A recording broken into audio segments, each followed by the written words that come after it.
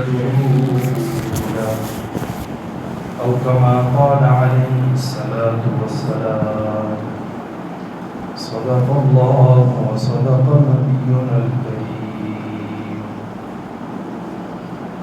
ونحن على ذلك من الشاهدين والشاكرين والحمد لله رب العالمين. اللهم صل على محمد وعلى آل محمد كما صليت على إبراهيم وعلى آل إبراهيم إنك حميد مجيد. اللهم بارك على محمد وعلى آل محمد كما باركت على إبراهيم وعلى آل إبراهيم إنك حميد مجيد. معزز السامعین، عزیز بزرگوں، جمعۃ المبارک 1446 ہجری سفر کا مہینہ ہے اور تیسرا جمعہ ہے.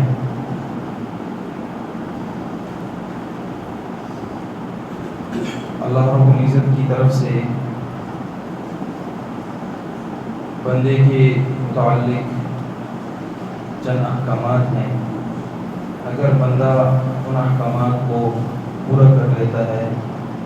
تو اللہ اپنے ذمے کو پورا کر لیتے ہیں کہ اسے جنت اللہ عطا فرماتے ہیں.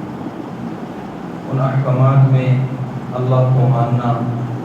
اللہ کا کسی کو بھی اللہ کے ساتھ شریک نہ کرنا،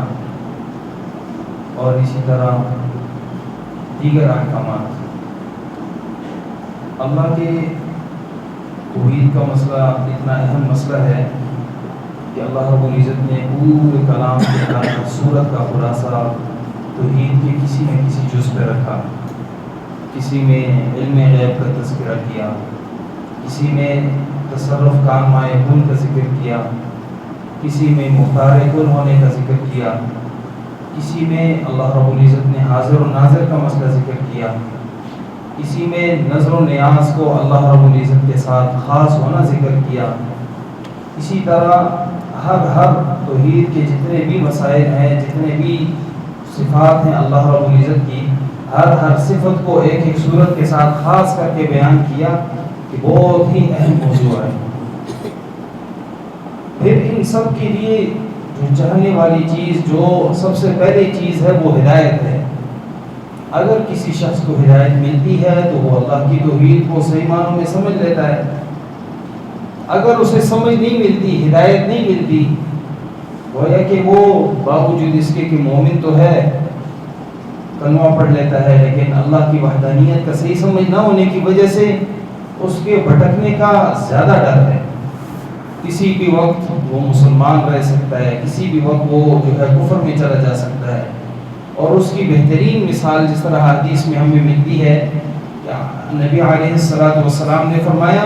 کہ صبح کو انسان مسلمان، شام کو کافر، پھر شام کو مسلمان، صبح کافر. اس کی ایک وجہ یہ بھی بنتی ہے کہ اللہ کی وحدانیت کی سمجھ نہیں ہے، اللہ کا تعارف بندے کے سامنے نہیں ہے. اللہ کا تعارف جب نہیں ہے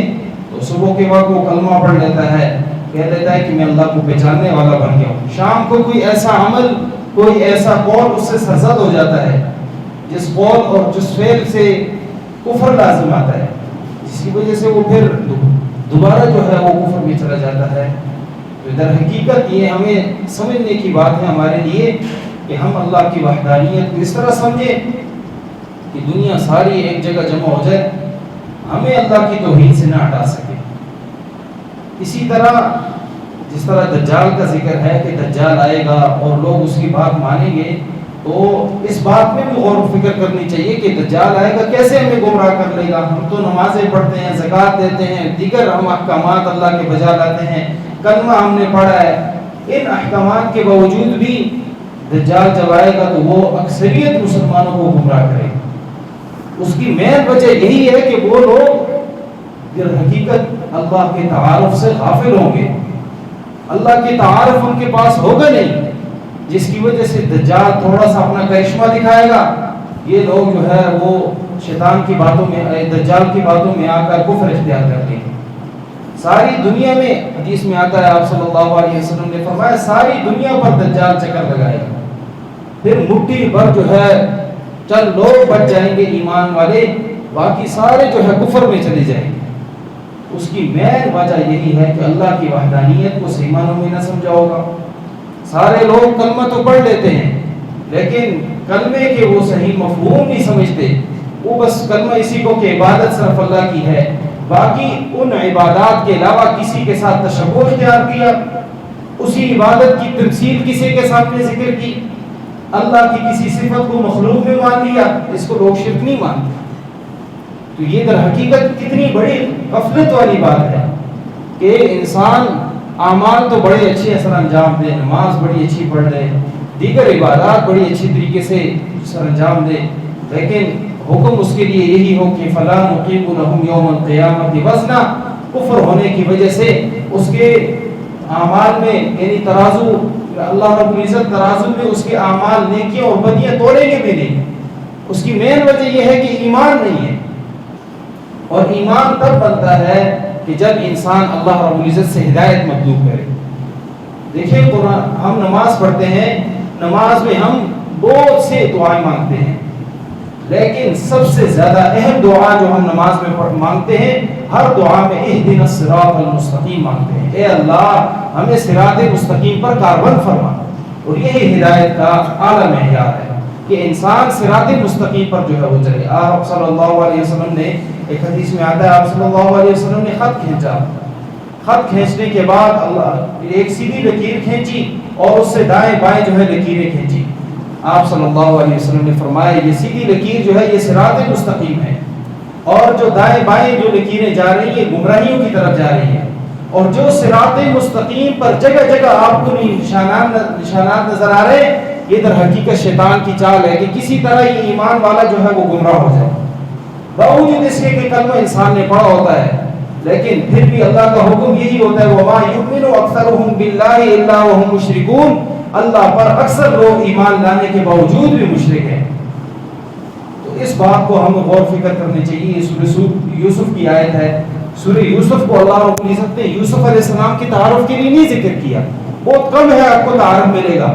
لیکن اس سورہ یوسف میں سارا واقعہ اللہ کی وحدانیت کا ہے۔ اللہ بتانا چاہتے ہیں یعقوب علیہ السلام بڑے جلیل القدر پیغمبر ہیں، یوسف علیہ السلام جلیل القدر پیغمبر ہیں، لیکن وہ معبود نہیں ہیں، وہ الوہیت کے صفات ان کے پاس بھی نہیں ہیں۔ جائے کہ کسی ولی کے متعلق انسان یہ خیال کرے کہ اس کے پاس اللہ والے اوصاف ہیں، اللہ والی صفات ہیں، اللہ والے اختیارات ہیں، تو ان سب سمجھنے کے لیے اللہ رب العزت کی کلام کو انتہائی پڑھنا بہت زیادہ ضروری ہے۔ اور اللہ کی کلام انسان کو تب ہی سمجھ آئے گا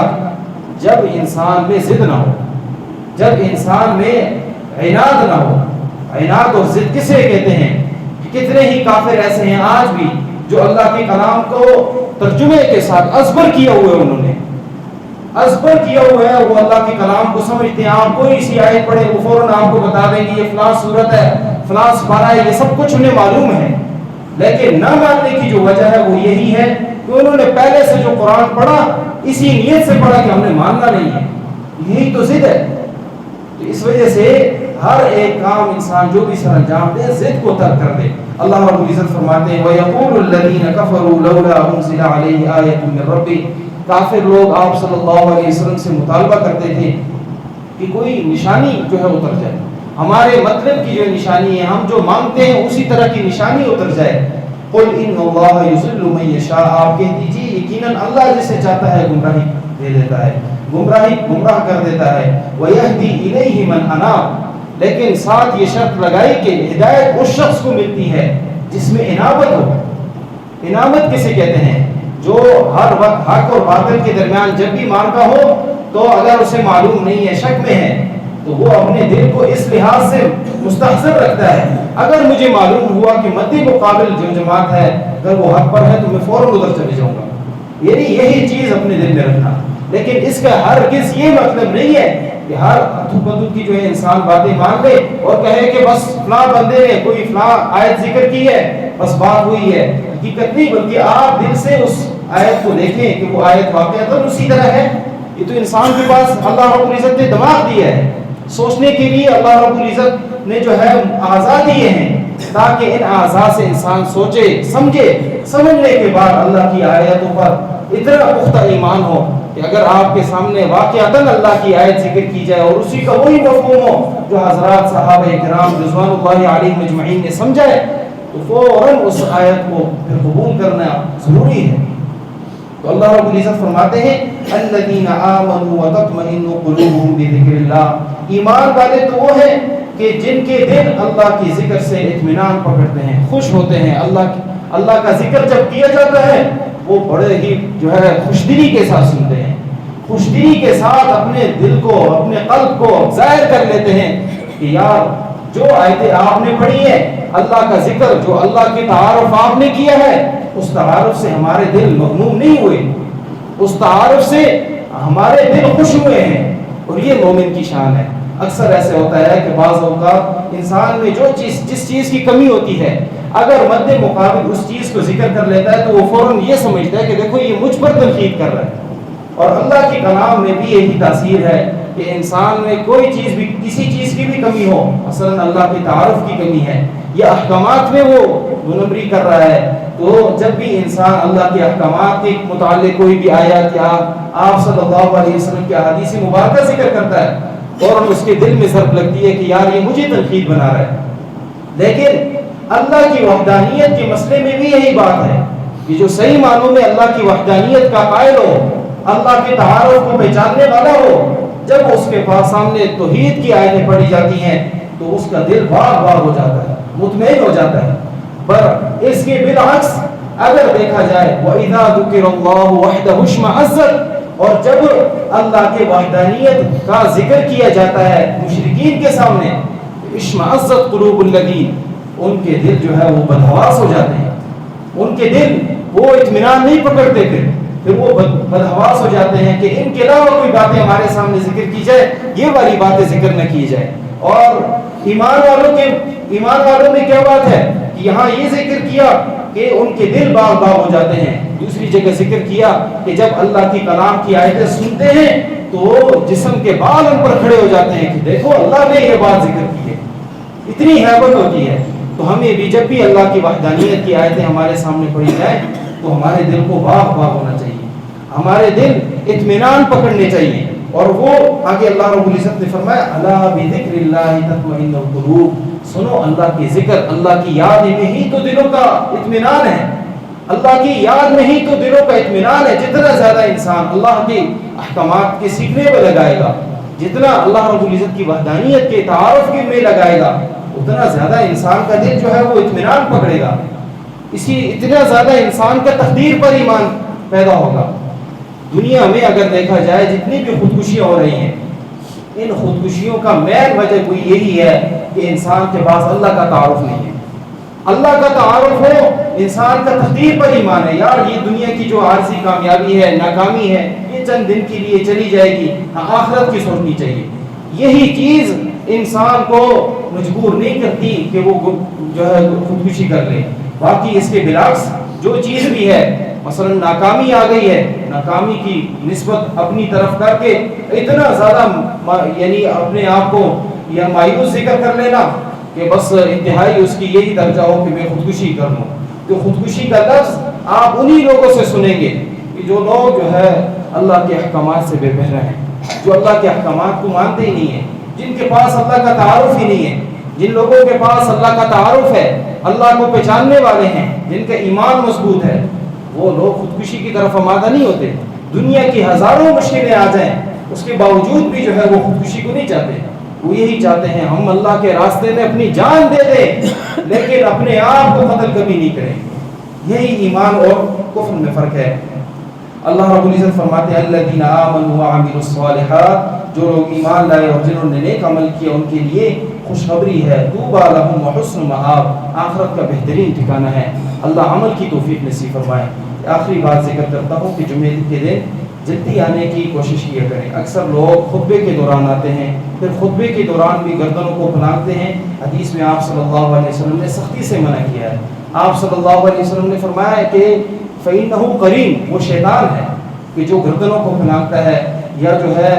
تکلیف دیتا دیکھتا جو ہے اگلی صفوں میں کوشش کرتا ہے. تو جو جتنے لوگ پہلے آ جائیں کوشش کیے کریں کہ پہلی صفوں میں بیٹھ جائیں تاکہ دوسروں کو گردنیں پھلانگنے کا موقع نہ ملے. حدیث میں آتا ہے آپ صلی اللہ علیہ وسلم نے فرمایا کہ جس وقت امام خطبہ دے رہا ہو اس وقت میں اگر کسی شخص نے کسی دوسرے سے یہ کہا کہ خاموش ہو جاؤ تو فقط لگا اس نے بھی لگ کام کر دیا. تو ان احکامات کو سیکھتے ہوئے اپنے جمعے کے فرائض کو واجبات کو ادا کریں. اللہ ہمیں عمل کی